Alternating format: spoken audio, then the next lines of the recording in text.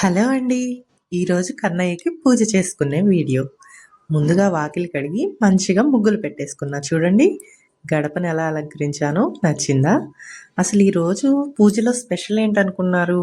నా చేత్తో నేను కన్నయ్యకి భోజనం ప్రిపేర్ చేస్తున్నాను. అది ఎప్పటినుంచో అనుకుంటున్నానండి అలా చేయాలని. అలా చెయ్యొచ్చో లేదో కూడా తెలీదు. దద్దోజనమో, పులిహోరో, పొంగలో ఏదో ఒకటి పెట్టేసుకుంటూ ఉండేదాన్ని. కానీ ఫుల్‌గా మీల్స్ పెడితే ఎలా ఉంటది? ఒక్కొక్కళ్ళు దేవుడిని ఒక్కోలాగా అనుకుంటారు గదండీ! అంటే ఒకళ్ళు ఫ్రెండ్ అని, ఒకళ్ళేమో తండ్రని అట్లా ఎవరికి నచ్చినట్లు వాళ్ళు అలా ఫీల్ అవుతారు కదండీ! నేనెందుకో నా చిన్నప్పటి నుంచి కన్నయ్యనే నా కొడుకులా ఫీల్ అయ్యేదాన్ని. కన్నయ్య, కన్నయ్య అనే పిలుస్తా. అదేనండి మన వెంకటేశ్వర స్వామిని. అందుకే ఎర్లీ మార్నింగ్ లేచి మంచి మంచి వెజిటబుల్స్ తెచ్చుకున్నానండి మార్కెట్‌కి వెళ్ళి. ఫ్రెష్‌గా అప్పుడే తీస్తున్నారు. అబ్బా! ఎర్లీ మార్నింగ్ ఎట్లైనా బయటికెళ్తే ఆ ఫీలే వేరండి. కూల్ క్లైమేట్ ఉంది ఇక్కడ.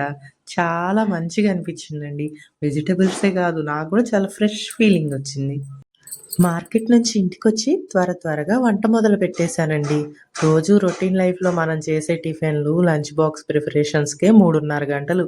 మార్నింగ్ 5:30 నుంచి 8:30 వరకు ఎలా గడిచిందో కూడా తెలీదు.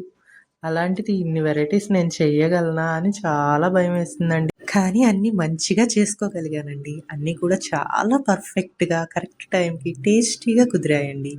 అండ్ ఇంకో విషయం ఏంటంటే చుట్టుపక్కల కొంతమంది పూర్ పీపుల్‌ని కూడా పిలిచి భోజనం పెట్టుకున్నానండి. అది కూడా చాలా సంతృప్తినిచ్చింది. పూజ కూడా ప్రశాంతంగా చేసుకోగలిగానండి. కన్నయ్యని, లక్ష్మీ అమ్మవారిని గంధం, కుంకుమ, పూలతో అలంకరించుకొని, నేను తయారు చేసిన నైవేద్యాలన్నీ విస్తరాకుపై వడ్డించి, ధూపం, దీపం, నైవేద్యాలతో కన్నయ్యను చూసి మురిసిపోయి, చేతులతో మెటికలు విరిచి మరీ దిష్టి తీశానండి. ప్రసాదాల ప్రిపరేషన్ టైంలో కానీ, పూజ చేసుకునే అప్పుడు కానీ వీడియో తీయలేకపోయానండి. ప్రశాంతంగా పూజ చేసుకుంటూ వీడియో తీయాలంటే కష్టమే కదా! దృష్టంతా రికార్డ్ అయ్యే వీడియోపై మళ్లుతుంది. మన పూజంతా గోవిందా గోవిందా అయిపోతుంది కదా! అందుకే తీయలేకపోయానండి. కానీ పూజ కంప్లీట్ అయిపోయాక కొన్ని ఫొటోస్ మాత్రం తీసుకున్నానండి. అవి మాత్రం వీడియో ఎండింగ్‌లో యాడ్ చేశాను చూడండి.